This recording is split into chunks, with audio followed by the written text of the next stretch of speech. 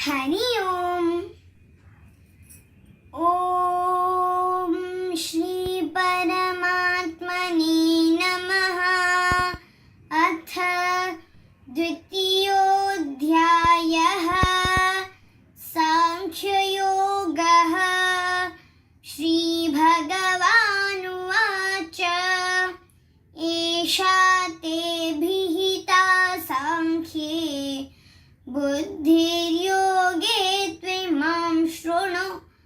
बुद्ध्या युक्तो यया पार्थ कर्मबन्धं प्रहस्यसि।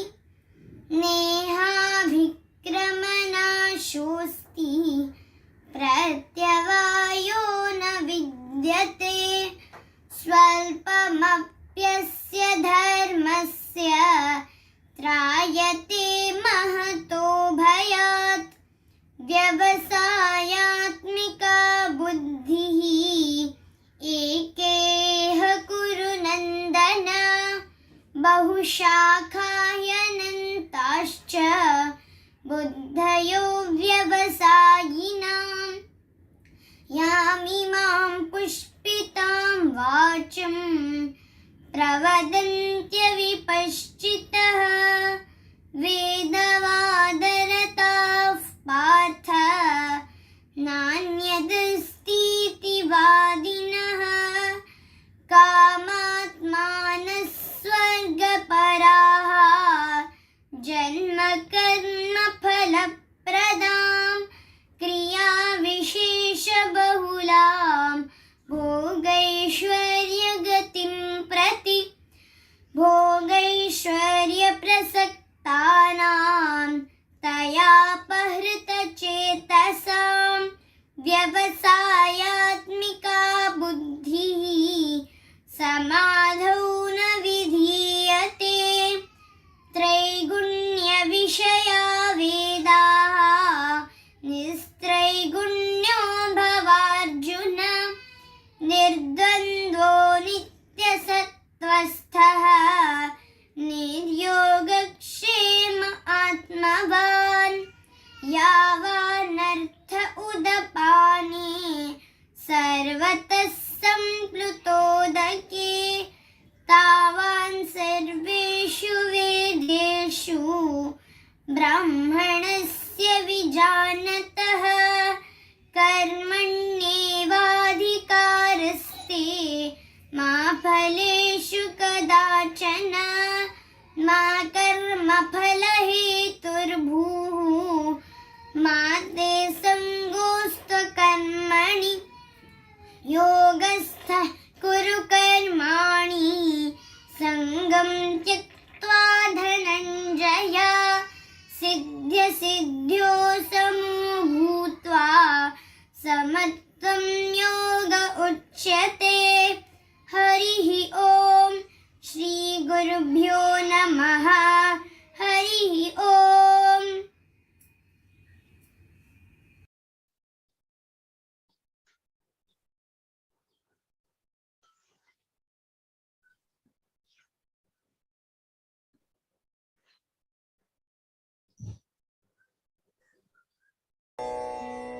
ॐ भद्रं कर्णेभिः शृणुयाम देवाः। भद्रं पश्येमाक्षभिर्यजत्राः। स्थिरैरङ्गैः सुष्ठुवागं सस्तनूभिः। व्यशेम देवहितं यदायुः। स्वस्ति न इन्द्रो वृद्धश्रवाः। स्वस्ति नः पूषा विश्ववेदाः। स्वस्ति नस्तार्क्ष्यो अरिष्टनेमिः। स्वस्ति पतिर्दधातु। ॐ शान्तिः शान्तिः शान्तिः। मनो हि द्विविधं प्रोक्तं शुद्धं चाशुद्धमेव च। अशुद्धं कामसङ्कल्पं शुद्धं कामविवर्जितम्। मन एव मनुष्याणां कारणं बन्धमोक्षयोः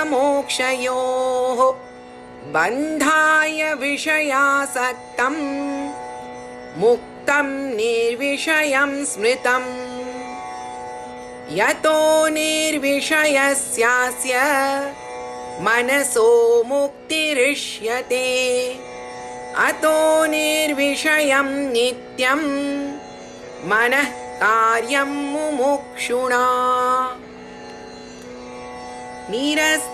निरस्तविषयासङ्गं सन्निरुद्धं मनोहृदि यदा यात्यात्मनो भावं तदा तत्परमं पदम् तावदेव निरोधव्यं यावद् हृदि गतं क्षयम् एतज्ज्ञानं च ध्यानं च शेषो न्यायश्च विस्तरः नैव चिन्त्यं न चाचिन्त्यं न चिन्त्यं चिन्त्यमेव तत् पक्षपातविनिर्मुक्तं ब्रह्म सम्पद्यते तदा स्वरेण सन्धयेत् योगम् अस्वरं भावयेत् परम् अस्वरेणानुभावेन भावो वा भावयिष्यते तदेव निष्कलं ब्रह्म निर्विकल्पं निरञ्जनम् तद्ब्रह्माहमिति ज्ञात्वा ब्रह्म सम्पद्यते ध्रुवम् निर्विकल्पमनन्तं च हेतुदृष्टान्तवर्जितम् अप्रमेयमनादिं च यज्ञात्वा मुच्यते बुधः न निरोधो न चोत्पत्तिः न बद्धो न च साधकः न मुमुक्षुर्न वै मुक्तः इत्येषा परमार्थता एक एवात्मा मन्तव्यो जाग्रत् स्वप्न सुषुप्तिषु स्थानत्रयव्यतीतस्य पुनर्जन्म न विद्यते एक एव हि भूतात्मा भूते भूते व्यवस्थितः एकधा बहुधा चैव दृश्यते जलचन्द्रवत् घटसंवृतमाकाशं नीयमाने घटे यथा घटो नीयेतनाकाशः तथा जीवो नभोपमः घटवत् विविधाकारं भिद्यमानं पुनः पुनः तद्भग्नं न च जानाति स जानाति च नित्यशः शब्दमायावृतो नैव तमसा याति पुष्करे भिन्ने तमसि चैकत्वम् एक एवानुपश्यति शब्दाक्षरं परं ब्रह्म तस्मिन् क्षीणे यदक्षरम् तद्विद्वानक्षरं ध्यायेत् यदिच्छेत् शान्तिमात्मनः द्वे विद्ये वेदितव्ये तु शब्दब्रह्म परं च यत् शब्दब्रह्मणि निष्णान्तः परं ब्रह्माधिगच्छति ग्रन्थमभ्यस्य मेधावी ज्ञानविज्ञानतत्परः पलालमिव धान्यार्थी त्यजेत् ग्रन्थमशेषतः गवामनेकवर्णानां क्षीरस्याप्येकवर्णता क्षीरवत् पश्यते ज्ञानं लिङ्गिनस्तु गवां यथा घृतमिव पयसि निगूढं भूते भूते वसति विज्ञानं सततमन्थयितव्यं मनसा मन्थानुभूतेन ज्ञाननेत्रं समादाय उद्धरेत् वह्निवत्परम् निष्कलं निश्चलं शान्तं तद्ब्रह्माहमिति स्मृतम् सर्वभूताधिवासं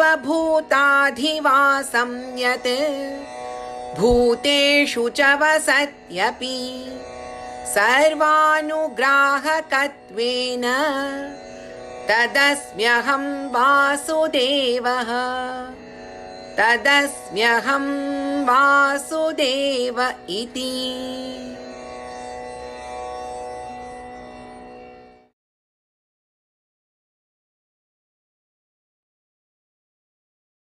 Hari Om. We will start with the invocation. Om.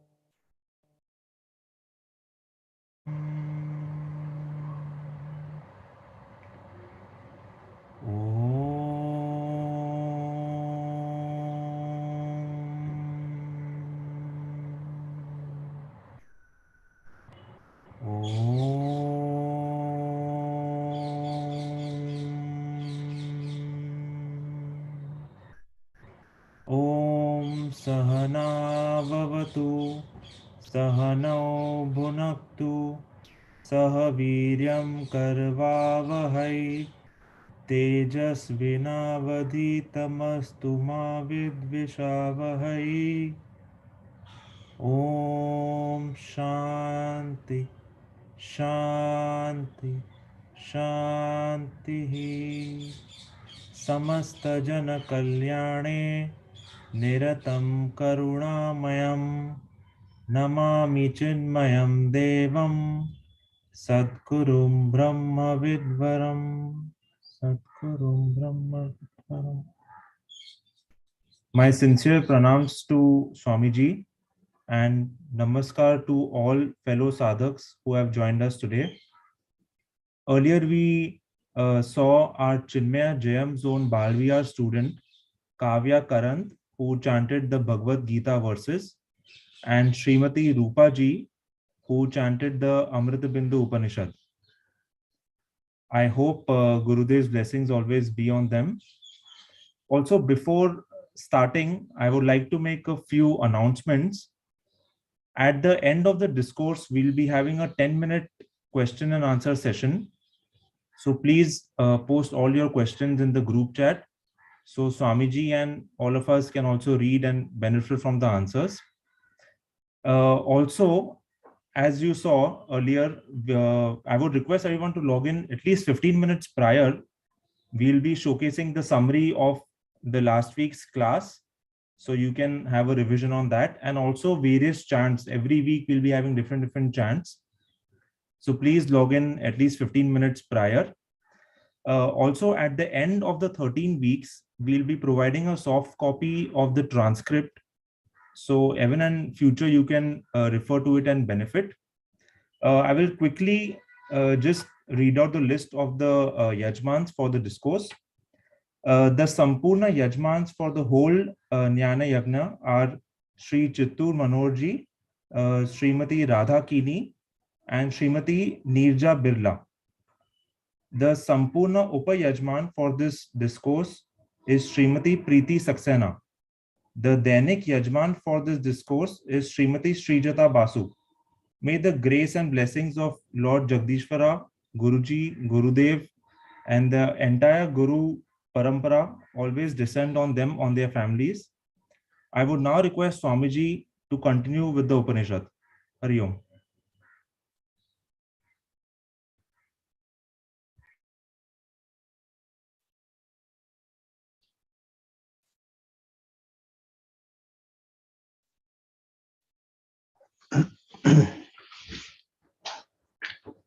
Om Samasta Jana Kalyane Niratam Karunamayam Namami Chinmayam Devam Sadgurum Brahma Vidvaram. Om Sadashiva Samarambham Shankaracharya Madhyamam Asmadacharya Paryantam Vande Guru Paramparam. Hari Om, salutations to all. In the first session on Amritabindu Upanishad, we saw about who is the fit student for this Upanishad. The Adhikari, someone who has seen life very closely and knows that no matter how much we achieve, we still feel bound, we still feel empty. And the person has thought, has done vivek and approached a guru. One is not living under the illusion that I am free bird, that who has bound me, nothing can bind me. One sees very clearly that our own mind, our own ego, our own sense of finitude is there, and that just doesn't go. In the waking state, definitely doesn't go. In dream it goes, again it comes back. In deep sleep it goes, but it comes back. So how do we come out of that state with that keen desire to know what is that truth, gaining which there is nothing more to be gained? That person approaches the teacher and wants to know that self. So the Vishaya of this Upanishad is like any Upanishad. The main Vishaya of all Upanishads is the oneness of Jiva and Brahma, the oneness of the self here and the universal self. The Jiva Brahma Aikya is the Vishaya. What is the Prayojan? Why does this person want to know this Vishaya? Not because one wants to give some lectures or earn some money or gain some popularity. Really one wants mukti. That intense desire is there. So one has gone to the teacher. And what is the sambandha? The person has, by study of this Upanishad, the person will attain the objective, the result that one seeks. Now this is one of the 5 Bindu Upanishads, and this Upanishad also is called as a minor Upanishad. There are 22 mantras, but in these 22 mantras, see, every mantra of the Upanishad is like one, like a formula. A lot is hidden in it. Suppose we say E is equal to mc squared. The theory of relativity is there in that one equation. Like that, every mantra of Upanishad is like that. Lot of deep knowledge is there in that. How much we reflect, that much we can benefit from it. So though this has only 22 mantras, these mantras cover what is the mind, what is the bondage of the mind, what is the self, how to prepare oneself. Omkara Upasana is given in this. How to prepare oneself to realize the absolute truth. What is the method of contemplation? What is the limitation of conceptual thinking and how to transcend that conceptual thinking into the realm of experience? What is the role of the study of scriptures? Many such topics it covers very beautifully, and some of the very popular verses also are there in this Upanishad. So the study of the Upanishad begins with a Shanti Mantra that a disciple and the teacher together chant so that the mind is tuned. The minds of both of them are tuned to a common altar. So if the teacher has tuned the mind to the Lord, the disciples have tuned the mind to the Lord, that is the tuning that has happened, then Bhagwan only is actually the Guru. Bhagwan only reveals this knowledge. He is the only revealer of this knowledge. Without him, nothing can happen. So both tune up their mind to the Supreme, invoke the grace. So a Shanti Mantra is chanted, and we will find that different Vedas have different Shanti Mantras. Some have, so each Veda has many Shanti Mantras. But generally we see that one Shanti Mantra is common in the Upanishads of that Veda. So suppose this is Atharva Veda Upanishad. So Om Bhadram Karnebhih Shrunuyaama Devaaha. That's a common Upanishad Shanti Mantra for Upanishads which we find in this Atharva Veda. So Mandukya Upanishad, Mundaka Upanishad, Kaivalya Upanishad, Amritabindu Upanishad, all of them will have the same Shanti Mantra. Om Bhadram Karnebhih Shrunuyaama Devaaha. And this mantra is very famous. This is actually a Shanti Mantra which has many benefits, but many people remember this, at least the second half of this, because so many places they will just chant this. For any occasion they will chant. In many serials and this programs you will find. Swastina Indro Vriddha Shravaha, they start chanting. That's there in this mantra only. So why is the Shanti Mantra chanted? To tune the minds, to invoke peace. This knowledge is subtler than the subtlest. And without quiet mind, we cannot reflect and then we further cannot contemplate. So quietude is very important of the mind. And the mind must be doing nothing else at that time. Those of you who are listening, please try and listen with full attention, doing nothing else. Maximum, if you want, you write some notes of the talk. But because we are in the online session, people do anything. They are lying on the bed, happily listening to it, chatting with people, doing some cooking, doing some other job, handling the phone calls. Don't do that. This is Brahma Vidya. If one listens with full attention, Vedant, the principle in Vedanta is Shravanam Matrena Jnanam Bhavati. If one listens with full attention, the mind is prepared, realization is immediate, instant, more instant than anything that we find instant in this world. Instant coffee, instant noodles, all that. Immediate realization is. So with full attention, one has to listen. So to bring the mind into that quiet, attentive state, where nothing is more important. Janak Maharaj was such a great king, managing such a huge Mithila, the kingdom, and so many affairs of the kingdom. But when he sits in that satsang of Ashtavakra Muni, nothing matters to him. Everything put aside. For that time, whatever it is, half an hour, 1 hour, the world does not exist. One is fully attentive, listening to the self-knowledge. Then this knowledge goes inside, reflection can happen properly, contemplation can happen. In the Gita, Bhagavan says that Nasti Buddhi Ayuktasya, one who is not integrated, one whose body is in one place, mind is in some other place, intellect is thinking something else, is called disintegrated person, Ayukta. Nasti Buddhi Ayuktasya. This Buddhi is not available to that person. Nacha Yuktasya Bhavana, nor is the feeling available. And the bhav that I am the jiva is very strong. Even if one is listening, one keeps feeling I am this jiva. That feeling that yes, I am Brahman, not there. So if buddhi is not there, bhavana is not there, nacha bhavayata shantihi. If one can't contemplate steadily that I am Brahman, then one's mind is distracted with so many other things. Ashantasya kuta sukham. How will that person experience supreme happiness? So to bring the mind to a quiet state, attentive state, the teacher and the student both invoke the grace of the Lord. If someone says that, the teacher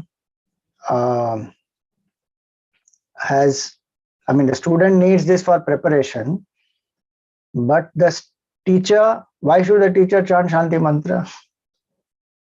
The teacher also remembers that it is only God's grace and he is the only real guru. Nobody else can be the guru. So may I also become completely empty. May the Lord only teach. So that way both the teacher and the student with great sincerity chant the Shanti Mantra. So let us enter into this Upanishad and we chant the Shanti Mantra. It is after the introduction, you will find the Shanti Mantra is there. Invocation prayer, it is written. Om Bhadram Karnebhih Shrunuyaama Devaaha Bhadram Pashyemakshabhiryajatraha Sthirairangai Stushtuvagamsastanubhihi Vyashema Devahitam Yadayuhu Swasti na Indro Vridhashravaha Swasti na Usha Vishvavedaha Swasti nastarksho arishtanemihi Swasti no Brahaspatir dadhatu. Om Shanti Shanti Shanti. So what does this Shanti Mantra do? See, this Shanti Mantra does 5 things. Specifically, this Shanti Mantra does 5 things to us. It can do many things. I'm saying specifically 5. First one, this Shanti Mantra tells us about Arogya, good health. Because the literal meaning of the Shanti Mantra is Bhadram Karnebhih Shrunuyaama. May we hear what is auspicious. Bhadram Pashyema. May we see what is auspicious. Yajatraha, O worshipful ones, O Devatas. May I see what is auspicious. May I hear what is auspicious. Sthirairangai Tushtuvagam. May my limbs be healthy. May my body be healthy. Yashema Devahitam Yadayuhu. And may I live a healthy life for as long as my time is there. My karmas have allotted this time. This life is there. Yashema Devahitam Yadayuhu. Swastina Indro Vridhashravaha. May Indra be auspicious to me. Swastina Pusha Vishvavedaha. May the sun be auspicious to me. Swastina Starksho Arishtanemihi. May the wind be auspicious to me. Swastino Brahaspatir Dadhatu. May the Brahaspati, Guru of the Devatas, be auspicious to me. May there be peace from the cosmic forces, from the beings around, from subjective challenges. This is the literal meaning, basic meaning of the Shanti Mantra. So this first thing that the Shanti Mantra helps us with is Arogya. Every day one can chant the Shanti Mantra and visualize this, that my body is healthy, I am seeing auspicious, I am hearing auspicious. It will help the mind and it will ensure that our inputs are refined.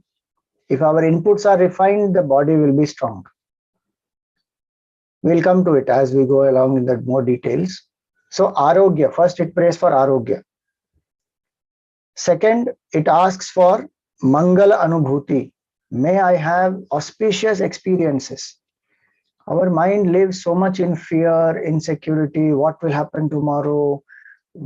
So much of unrest is there, so much of economic challenges are there, this is there, that is there. So it always lives in fear, insecurity, anxiety, stress, worries. The mantra is to strengthen us by telling us, by praying that may there be auspiciousness.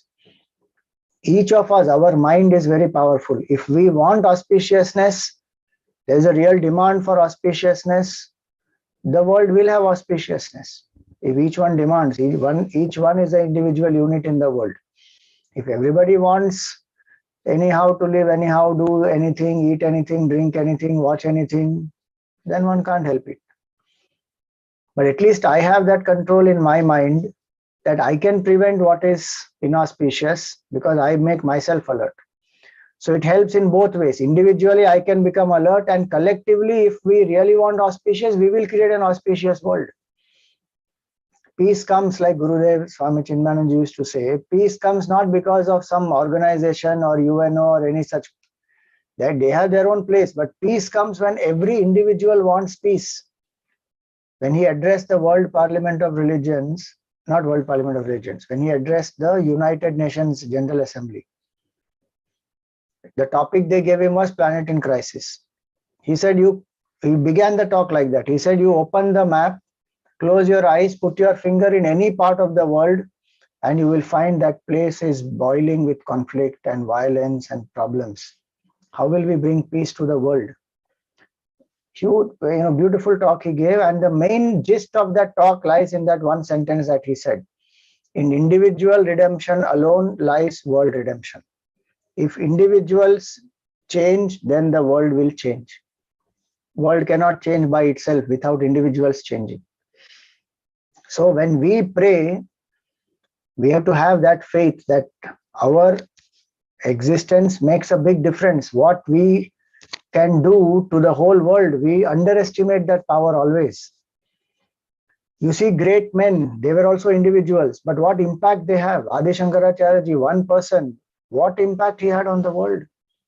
Take that in any field, not only spiritual field, in sports, in literature, art, dance, music, anywhere, science, anything you take. The individuals can do a lot. So one must have that confidence and self. Don't underestimate oneself. So it will invoke auspiciousness, Mangal Anubhuti. The more our mind thinks of the auspicious, it will attract the auspicious also. Those of you who believe in that law of attraction, it works or not? There is this only. Every day if I visualize, our culture has all the techniques. Today, any modern technique you take up for self-help, it is already there in our scriptures. What they say in law of attraction, what you visualize, that you realize. Correct. So visualize this. May I see auspicious. May I hear auspicious. May I live a healthy life. Visualize. Thoughts become things. Every creation happens twice. First inside, then outside. So first is Arogya. Second is Mangal Anubhuti. Third is Pratibandha Nivritti. It helps to overcome obstacles by invoking the grace and also by strengthening us and by keeping our focus on our goal. Gurudev used to say that obstacles arise the moment we lose sight of the goal. Otherwise, they are only challenges on the way to the goal which I can overcome. I may get distracted, I may get completely disheartened, I may stop pursuing the goal, I may give up. All those things happen because we lose sight of the goal. Why do I need that goal, etc.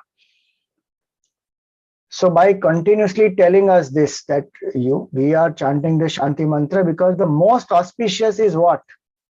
Is the self. That because of which this Shava becomes Shiva is that infinite consciousness. The most auspicious is that. So the very word Bhadram itself means the self.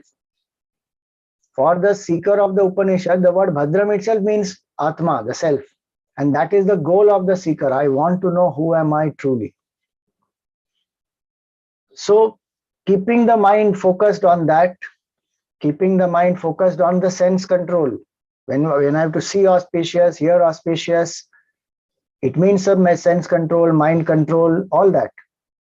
If I start developing these qualities, then automatically I have the strength to overcome challenges that come on my way. It can be any goal, not only the subjective goal of realization, even the material goal outside. These prayers give us that inner strength. So Pratibandha Nivritti is the third aspect. Fourth aspect is Anugraha of Bhagavan, because we are invoking the grace. We may put any amount of self-effort that we should put. We can't say that everything is left to God. What can I do? Bhagavan made us human beings because we have self-awareness, gave us the buddhi, gave us knowledge, gave us satsang, such a beautiful opportunity. It is up to us how much we put forth the effort. That effort of ours also is grace of Bhagavan. But that doesn't mean we stop putting effort. We have to put the effort. Very interesting. All these people who say that, what can I do? Everything is dependent on God only now. So why should I put any effort? But they eat food. Why are we even putting that effort to eat food? Anyway, Bhagwan only is doing everything, is digesting inside. No, so let him do. Why are you eating food? No, that I have to do, because only if food goes inside, then the digestion can happen. Bhagwan can do the digestion only after that. Same way, if we put self-effort only, the grace of Bhagwan manifests. You don't want to put self-effort at all and then escape in the name of it is all done by Bhagwan, then that is tamas, laziness. So this tells us to put our efforts and remember that it is all grace of Bhagwan, so that our ego doesn't say it is all my achievement, because that's false. It is not true. And that is what is binding. The notion that I am Mr. So-and-so, I am the Karta, I have achieved so many things, that is what is binding.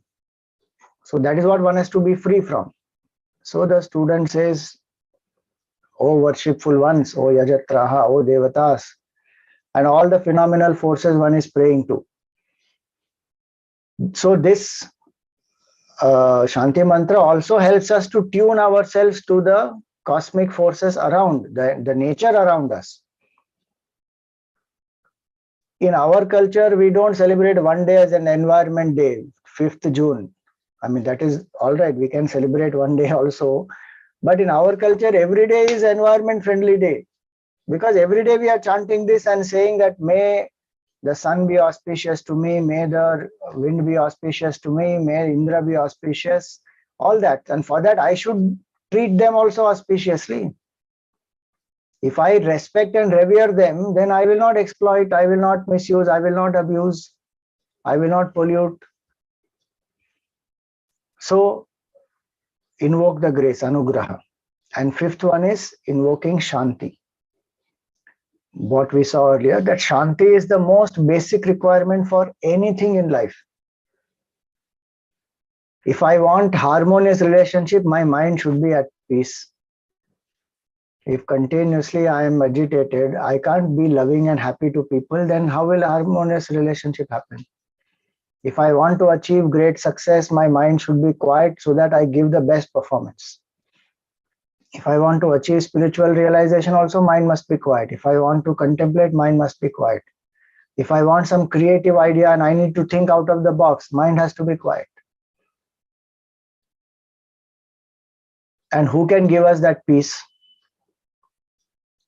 You know, one person asked Gurudev. Gurudev came out of the airport.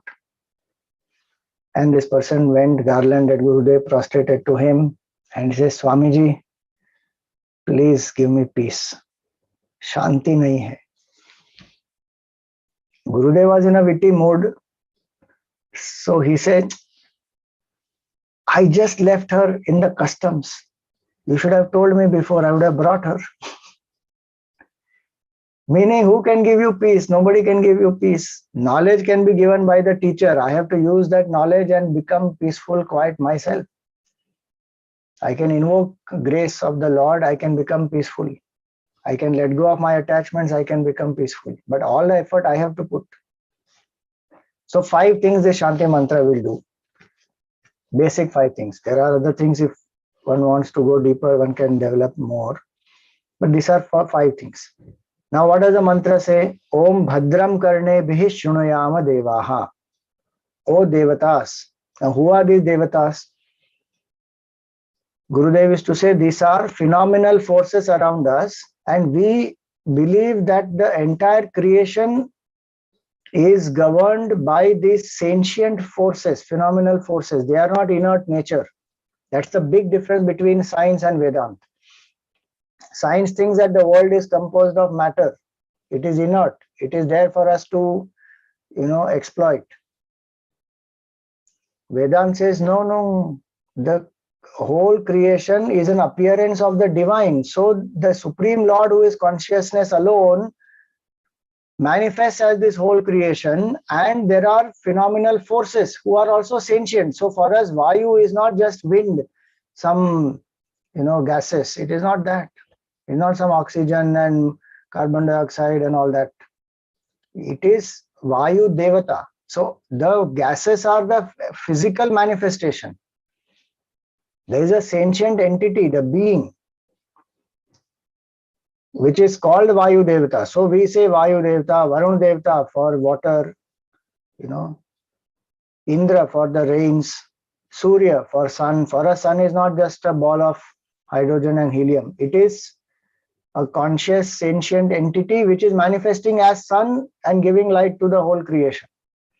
So the personification is done to make us aware that the entire creation around us is vibrant, it is sentient, it is living, it is not some inert nature.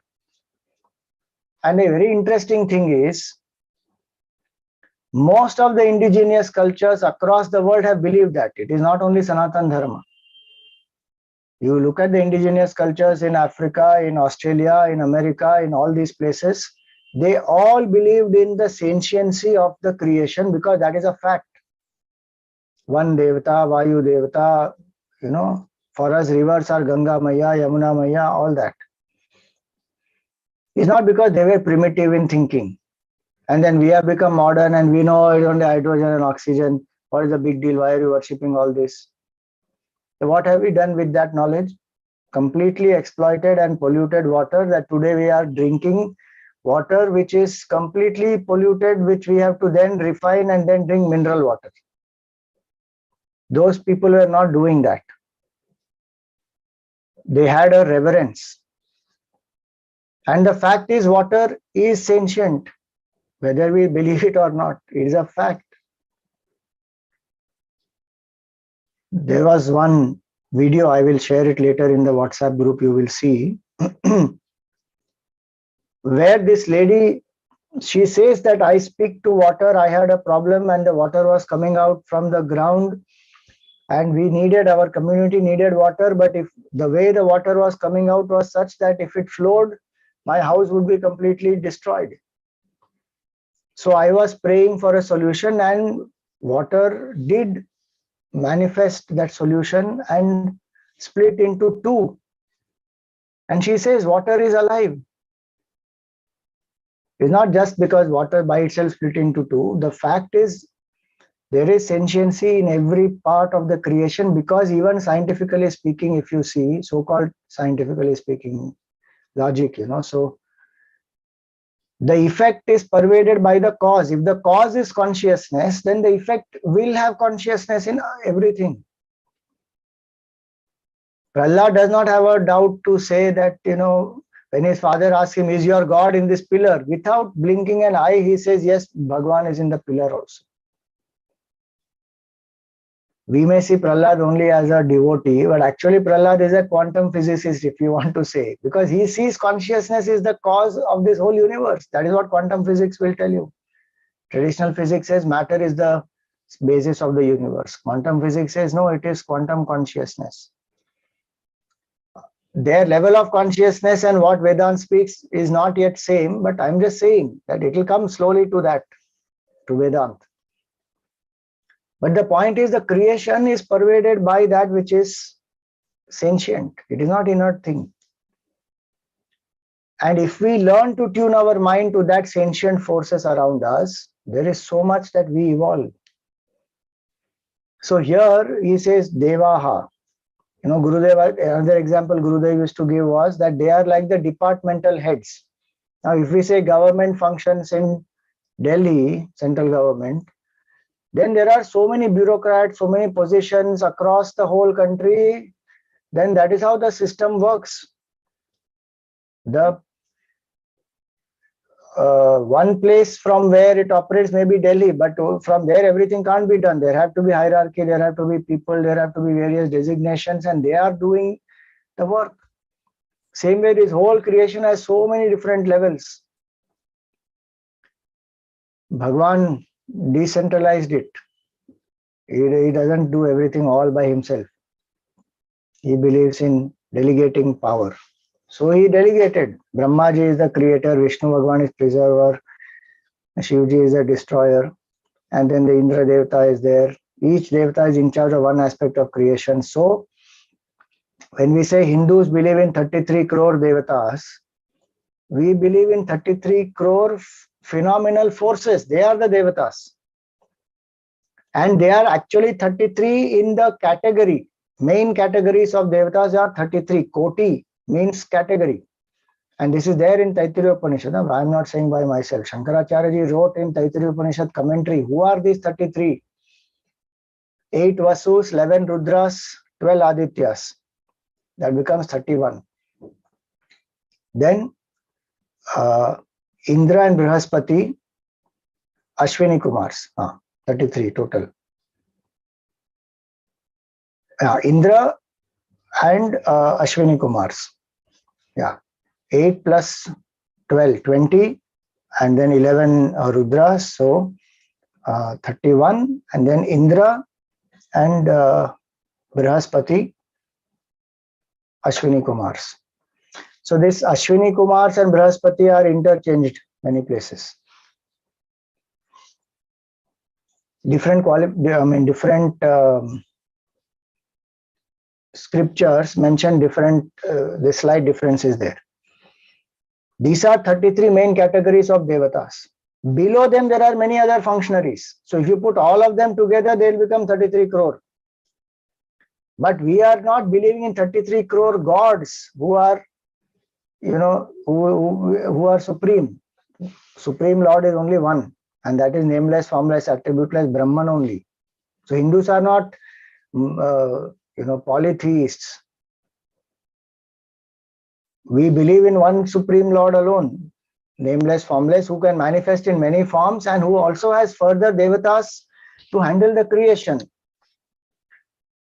These are the devatas, phenomenal forces. And we worship these devatas. Like Gurudev used to say that if you want to build your own house, you have to propitiate the devatas in the municipal corporation. Go to electricity department, propitiate the devata there. Go to water department, propitiate the devata there. You have to propitiate. Sewage department, go propitiate him. Then with their anugraha, you can build your house properly. It's like that. They are departmental heads. Like that, there are phenomenal forces. So we may believe or not believe, but the fact is they exist. The more we think clearly about it, the more it becomes easy for us. It is not that these were there in Vedic times and today they don't exist. Today they exist. We have lost our culture to tune up with them. That is our problem. Gravity is there from the time creation started. Newton or Aryabhatta may have discovered it at certain point in time. That is their discovery. It is not that it was not there because they didn't discover, or it came into being only when they discovered. No, it is there. Till this creation will last, it will be there. Same way devatas are there even today. And they will continue till the pralaya happens. So when we do any Shanti Mantra, or you do any ritual or any puja, whatever it may be, one must have that Shraddha that they exist and that they receive the offerings. And the blessings also come. The tradition, the Vedic tradition actually says if we do the ritual properly, the devatas come stand in line to receive the offerings. Otherwise, Agni Devata is their courier agent. He takes it and gives the essence to all the devatas. They will send the blessings. So here, the devatas are being invoked. What is the prayer here? Bhadram Karnebhih Shrunuyaama. May we hear what is auspicious. And Bhadram Pashyem Akshabhir Yajatraha. Yajatra means worshipful ones. So may I hear what is auspicious, may I see what is auspicious. These are two senses from where our maximum input comes. There is no, so from which we smell, taste with which we eat, tongue with which we eat food, skin with which we touch. No doubt all senses we take inputs from, but our thoughts mainly come from these two. What we see forms the image in our mind. What we hear forms the word, the sound. Nama and Rupa. Nama is the sound, Rupa is the form. Nama Rupa is our thoughts. So if I don't see auspicious, don't hear auspicious, my thoughts will be what I see, what I hear, that will make my thoughts. Very simple it is. If I see anything vulgar, violent, instigating, cunning, manipulative, all that, then those kind of thoughts only I will also cultivate. If I see auspicious, if I hear auspicious, those thoughts will come, because what we see and hear creates desire in our mind. Initially, that is what happens, and we are not aware. That's why sense control is so important. This mind of ours has to be protected.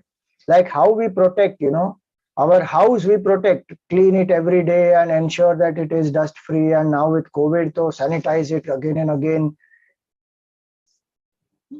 What about the mind? How are we sanitizing the mind?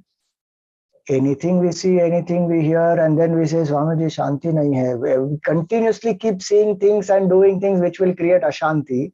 Then expect that Shanti will be there in the mind. How is that possible? So the prayer here is that Bhadram Karnebhih, and Karnebhih means many years. Karnabhyam is not said. Karnabhyam means 2 years. Karnebhih means many, many years. Oh, is it that people in those days, Upanishad days, had more years than 2? It's not like that. It means with 2 years, may we hear as though we have some 20, 30, 40 years. Meaning, keep listening. Listening is the main method of getting knowledge. All knowledge comes to us from listening only. Even what we read, first we have heard the sound, understood what it means, then only we are able to read and gain the knowledge or not. Somebody taught us first. They said, this is bha, this is the, this is ka. So we heard. Then we know, okay, this is what this sound means, this is what this word means. So we have heard, they have taught us. And then we improvise upon that. So all knowledge comes to us from listening. And what should we listen? To that which is auspicious. Auspicious doesn't mean only whatever is spiritual. Anything positive, inspiring, one can listen to that, which elevates our thoughts, which keeps us on the path of good values, which helps us not to compromise, which increases sattva guna in our mind, which makes us manifest our potential. All that is called Bhadram. Some inspiring idea, something to serve the society, nothing, even a great plan. If I want to achieve even some financial success or any, startup I want to do, whatever, whatever is inspiring. It doesn't mean only talk about God all the time. That a spiritual seeker who is full-time seeker may want to do. But at other times, other people, then any of these we can do. You know what they say, that famous saying, a gossip talks about others, a bore talks about oneself. But those who are inspiring, they talk about great ideas, great projects, great events. So what we speak about, what we hear is very important. Mantra, she said some things to Kaikeyi. Kaikeyi should have stopped her at that time, saying, don't talk all this.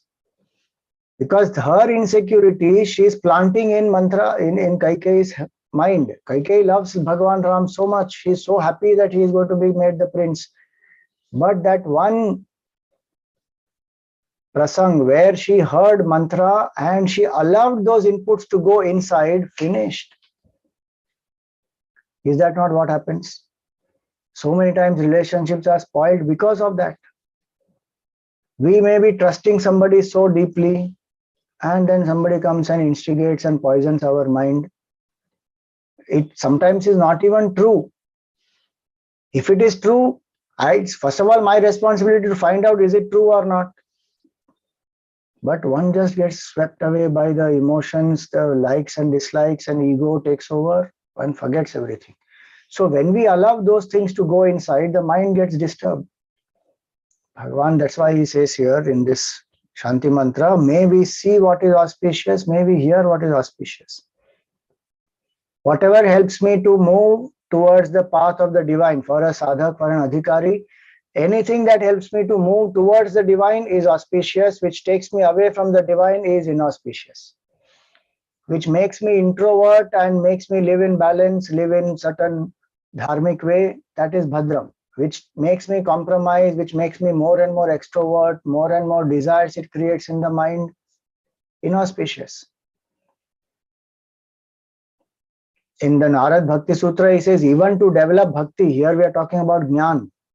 Even to develop bhakti, he says, don't gossip, don't talk about pleasurable things, don't talk about negative things. Don't talk about the enemy. Vairi charitram, don't talk about. Because that dvesha will increase. Don't fancifully imagine about sense pleasures. That will again pull the mind down. So what am I hearing? What am I speaking? If I hear auspicious, I will speak auspicious also. And I will see auspicious. I will conduct myself in an auspicious way. Now, very interesting is if I want to hear what is auspicious, I first of all should speak auspicious. So it works both ways. When I hear auspicious, I will speak auspicious. And when I speak auspicious, the first person to hear what I am saying is me myself, my own ears. So when I want to hear auspicious, it also means I should speak auspicious. Not go on doing some gossip, backbiting, and there's some strange pleasure one derives out of that, pulling people down. One seeker doesn't do all that. One is interested in working together selflessly, uplifting people, not wanting to pull down people. We are not crabs. We are human beings. We forget that. So, Bhadram Karnebhih Shrunuyaama Devaaha. All these one can do exercises. One can identify, is my speech auspicious or not? Am I hearing what is auspicious? How many young people today, they think to use slang words, to use any abusive words is a sign of being cool. Most immature thought process is that. Language purity is very important. That our culture insists on that, language purity, because it shows mind purity also. When the mind is not pure, when the mind is not in control, any language one uses, any abusive words one uses, and one thinks one is great just because one is using that. That is stupidity. More a delusion it is. To speak politely, to speak assertively without being insulting, to speak for the benefit, that requires purity, that requires mastery, that shows the culture, that shows the kind of mind control also. How to present. So when I hear auspicious, I speak auspicious. When I speak auspicious, I hear auspicious. Bhadram Karnebhih Shrunuyaama Devaaha. Ears must be ever open to gain more knowledge and completely closed to all kinds of negative influences, unnecessary talk, small talk sometimes, petty talk. All that is not required for a seeker. Already the mind of ours is polluted by our own desires. Why do we want to take the kachara of other people and pollute that? It is pathetic. So, seeker knows that time is very less in life. To realize the self, such a lot of effort has to be put in that. Why get into all this? So, Bhadram Karnebhih Shrunuyaama Devaaha. And this is a training for both the teacher and the student. The student also must speak auspicious to the teacher, and teacher also vice versa. Teacher is not somebody who go on criticizing the student, saying what a dumb fool you are, idiot you are, I don't think you will ever realize. How many teachers go on criticizing the student and hit at their confidence? Especially in school and all that, we see so many times it happens. The child may not be good in a particular subject. So what? The child may have capabilities in other fields. That has to be tapped. But they go on criticizing. So the confidence of the person goes down. So especially in Brahma Vidya, the topic is very subtle. Gurudev used to say that the teacher must have that much patience that if the student is asking the same doubt the 1000th time, you should be able to answer with the same patience and love that you have answered first time. Imagine what is the responsibility of the teacher also. One can't say, how many times to tell you same thing again and again? Because this is very subtle. Even at the 1000th time, if one gets it, job is done. So the teacher also must speak auspicious to hear auspicious. Student also must know how to approach a teacher and talk, not just somehow talk anything, be casual about it. Don't bother about what kind of expression, tone, attitude. In Gurudev's time, there were people, and he used to joke about it in his talks also. That you can't call up the Guru and say, hey Guru, tell me how to get moksha. On a telephone, I cannot give you this. You come. You have to understand few things. Moksha is not some commodity available like that. You can order on a phone call. It's not some app nowadays. Order moksha and home delivered. So one has to have a certain attitude, which will help the student only. The teacher doesn't want any respect. It will help the student. So student's responsibility. Bhadram Karnebhih Shrunuyaama Devaaha. Bhadram Pashyem Akshabhir Yajatraha. Please see auspicious. See the form of Bhagavan. The mind of the student will be such that if the student is doing upasana, one will keep seeing the form of the Lord and keep remembering that form. Most auspicious is form of Bhagavan. Oh Swami, if I am a formless contemplator, then anyway I am not interested in seeing anything outside of the world. I am turned within, meditating on the self. So anyway, that is auspicious. So may I see that form of the Lord, may I contemplate on the nature of that Lord. So for me to see auspicious, I have to live in a clean way. I should not dirty the surroundings, the place that I am in, the table where I am working, the desktop which is there. It must be clean, neat, nice. Then I see auspicious. So Bhadram Karnebhih Shrunuyaama Devaaha, Bhadram Pashyem Akshabhir Yajatraha. So auspicious means all this. What helps me to become more positive, more sattvic, which takes me closer to the goal, which invokes more inspiration within me, which makes me come out of my laziness, lethargy, selfishness, which helps me to live uncompromisingly. All this is Bhadram. Then he says, Thirai Rangai Tushtuvagam Sastanubhihi. May I live a healthy life. May the limbs of my body be healthy. In Yaksha Prashna, one of the questions that is asked by Yaksha, again a divine being, to Yudhishthir. There's one, it's like a rapid fire, rapid fire round. Fat he asks questions and Yudhishthir answers in one word. So Yaksha asks, what is one of the greatest blessings?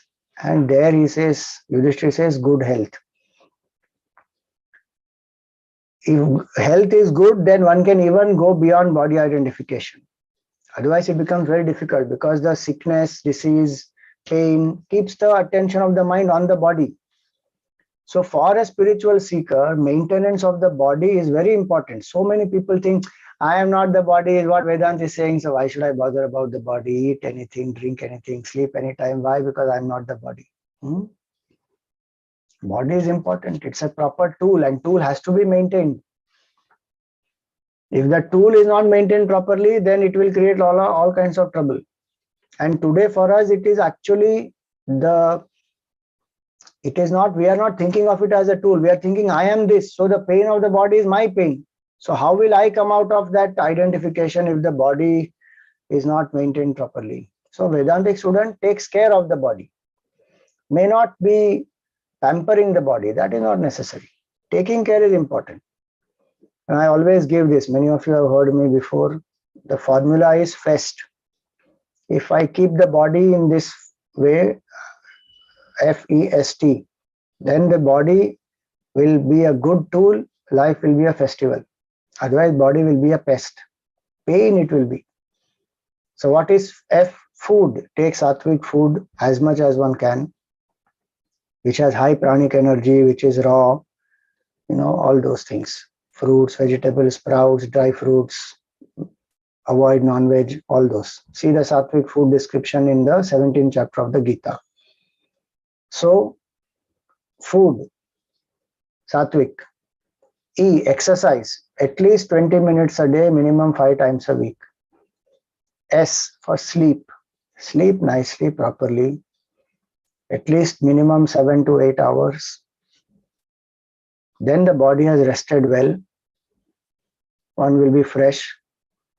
Especially the mind work is more exhausting. When one has to continuously study, reflect, contemplate, it is more tiring. The maximum sugar is burnt by our brain. So that's why when we read, etc., we feel more, reading, talking, reflecting, contemplating, one feels sugar craving more and more. Why? Because it is being used. F, E, S, and T, train the senses. What we saw earlier. Bhadram, Karnebhih, Shrunuyaama, Devaaha, Bhadram, Pashyama, Akshabhirya, Jatraha. So we can make a list of all these things. What I'm seeing, hearing, tasting, smelling, touching. Is it Bhadram or not?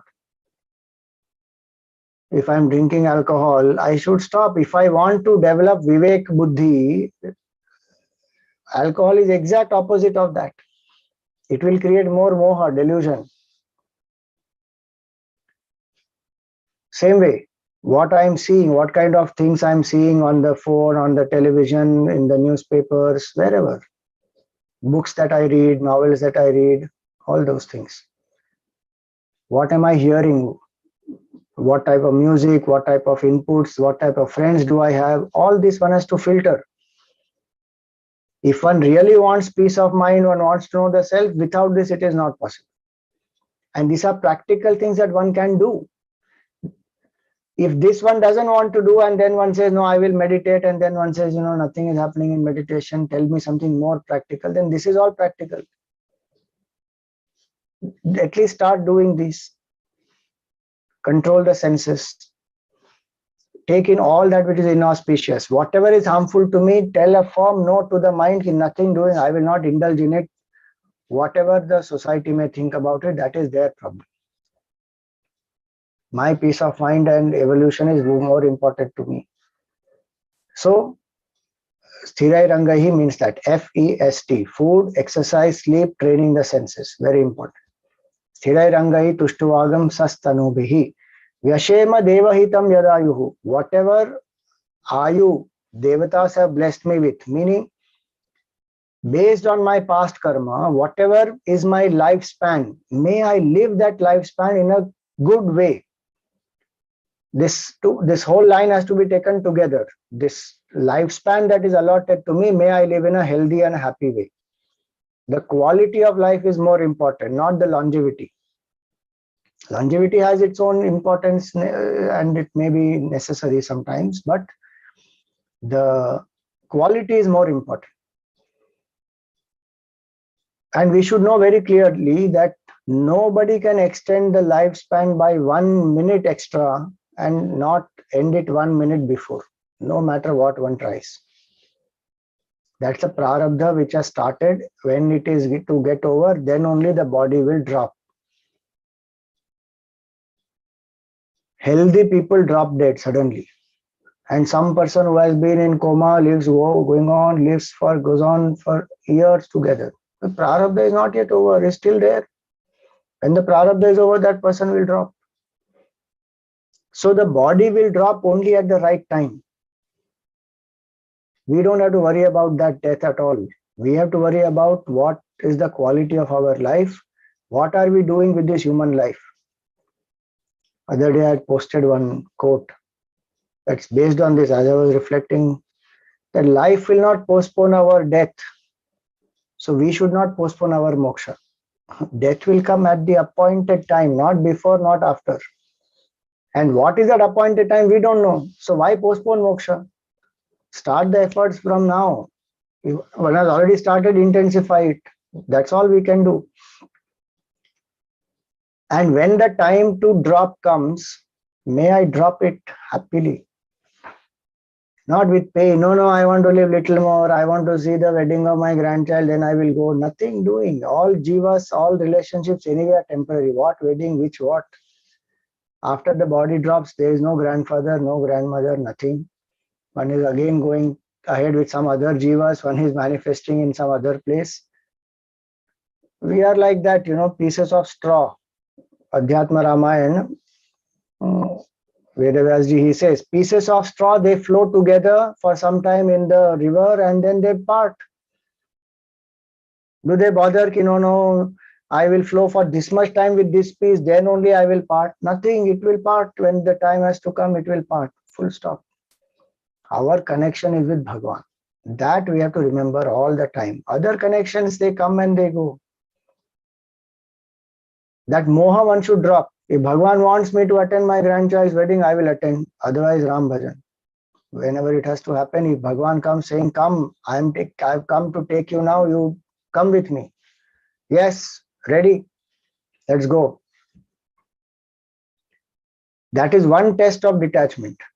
One should ask oneself, if at this moment Bhagavan comes and tells me, chalo, let's go. Am I ready to go? If I am not ready to go, what is that which is holding me back?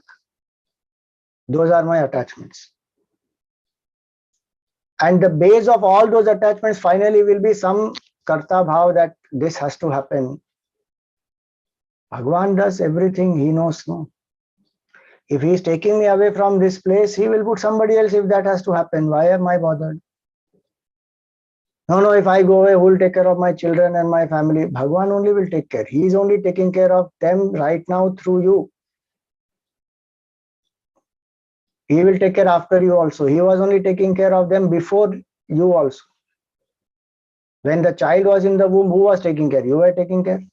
You were giving the mother things that necessary it were, but after that, Bhagavan is only taking care. So we are people who have some of these ideas, then we get bound in this world. So Bhagavan says, if I drop this doership and surrender to the Lord, saying everything happens by Bhagavan's grace, if he wants me to drop now, I drop this body. Over. Karmas will end. I will drop and go. So that is the quality. So we live with love and detachment.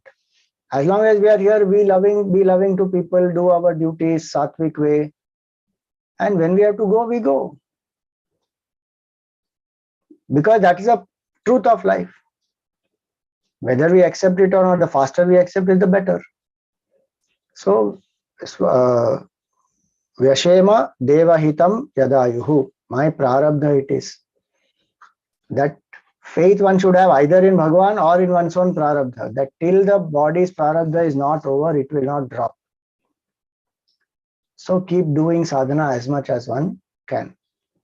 2 lines we have seen. More we will take up in our next class. For today, we will stop here. Thank you, Swamiji, for that wonderful knowledge. I would request everyone, if anyone has any questions, please post them in the chat box. You can raise your hand also. It will become easier because when I'm answering, then I won't be reading the chat. So you raise your hand and I can unmute you and then you can ask the question. Okay.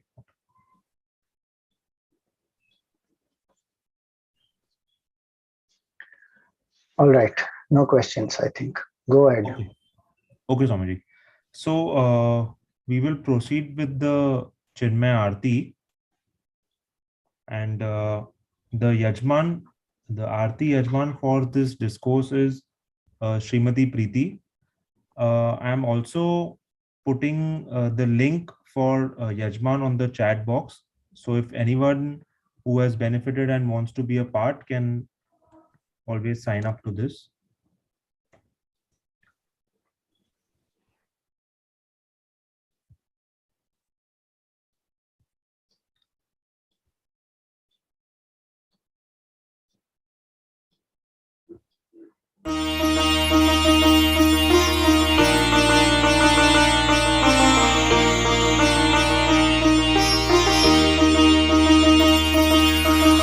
Arati Shri Chinmay serve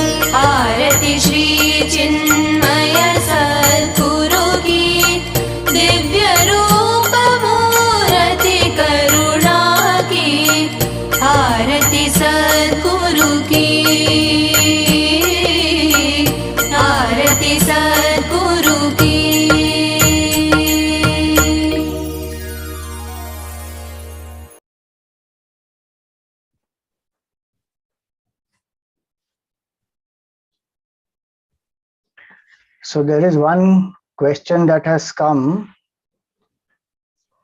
I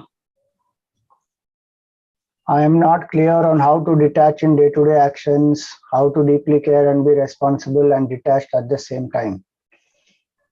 So the question comes because many times we confuse detachment with the notion of disinterestedness.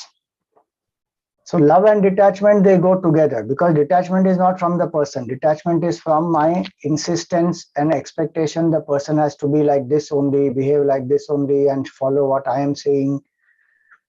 If I do my best and I leave the rest, that is called detachment. Each person has their freedom to behave the way they want to behave, do what they want to do. We can guide, we can tell, and as per the age, those dynamics change. When they are children, it is different. When they are youth, it is different. Those dynamics change. But the bhavana is, I do my best and I leave the rest. I don't feel insulted that they didn't listen to me, nor do I feel that because of me only they achieved all these great things. Then all those are my insistence and my ego and achievement, my ego and attachment.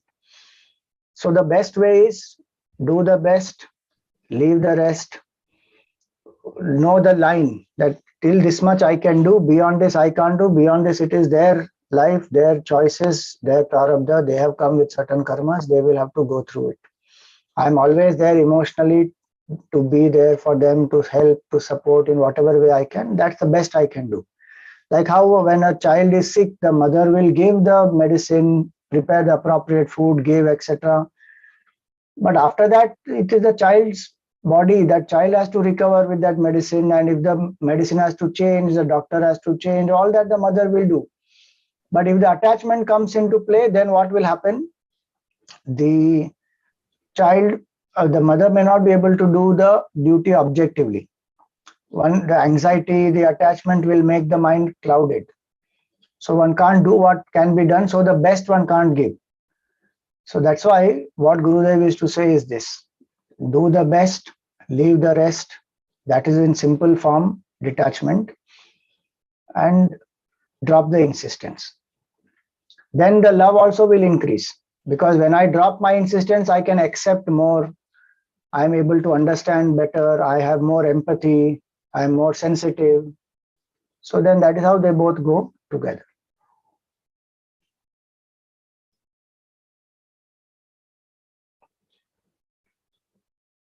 Okay. Om Purnamada Purnamidam Purnat Purnamudachyate Purnasya Purnamadaya Purnameva Vashishyate. Om Shanti Shanti Shanti. Harihi Om Shri Gurubhyo Namaha. Harihi Om.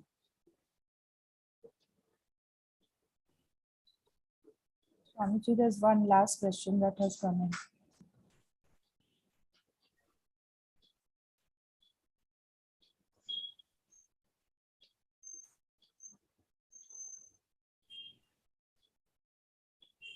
Yes. It's from Prakash Badlani, who says the purpose of life is moksha. What happens when one kicks the bucket early? See, purpose of life is moksha, but it is not that only in one life we get moksha. What the Lord says in the Gita, that where one has continued, from there the journey will start. And anyway, actually the whole journey from lifetimes is towards moksha only. So if based on karma, the body has dropped, it does not matter. The sadhana will still continue in the appropriate life. When the right environment one gets or the right human body one gets, it will continue. So nothing will go for a waste ever. And one doesn't have to restart again from the beginning. So purpose of life is moksha, not just this body. So every life one takes, till one doesn't get mukti, the life after life one will continue. And if one is a sadhak, Upanishads give that assurance also that one will be able to continue the sadhana even in the next life. If one has done those upasanas properly and follow the spiritual path, disciplined way, all that, one will be able to continue. So don't think that there's any loss. Nothing will be lost. One will continue again from where one left. 6th chapter at the end, you will find these shlokas which are there in the Gita. where Bhagavan says that that person continues, will be born in a appropriate environment, either in a yogi's house or in a well-to-do person's house as per their karma, and then the sadhana continues.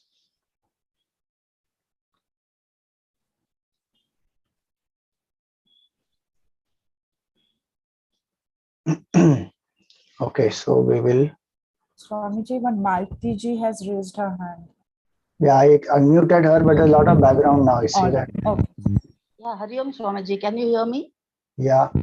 Yeah, Swamiji, you said that you have to listen good and you have to hear good. Sometimes we are born in a family which may have different thoughts, may not be good for our progress. If you say an organization also, or if you say a country. So sometimes when we have all the knowledge, at that time we are walking on a double-edged sword where we have a lot of compassion and empathy and love to lift everyone up. While we are walking on a very dangerous path, but still we would like to lift everyone and in the process grow simultaneously. So what is the question? You said we have to be away from people who are negative. So until we are not established in our sadhana, we cannot help others. First, we have to get established and grounded. No, if we don't get grounded, and if we think that our mind is most unpredictable and it's a dangerous path, anytime we will fall. If I am only falling, how can I lift others? So I should become steady in my sadhana first. Then I can help others. And to become steady for temporarily, for some time, if I have to withdraw, if I have to ignore whatever is the situation I am in, appropriately, I have to see that I take only good inputs and I protect my mind. It's like the tree. When it is strong, it will survive any cyclone, winds or anything. But when it is just a sapling, then a fence is put around that so that the cattle and others don't come and destroy it and disturb it. So for some time we have to put a fence around ourselves, become steady in our sadhana, get established in that, then we can help others. So they don't have to be necessarily all the time together. Once we become strong, we can help.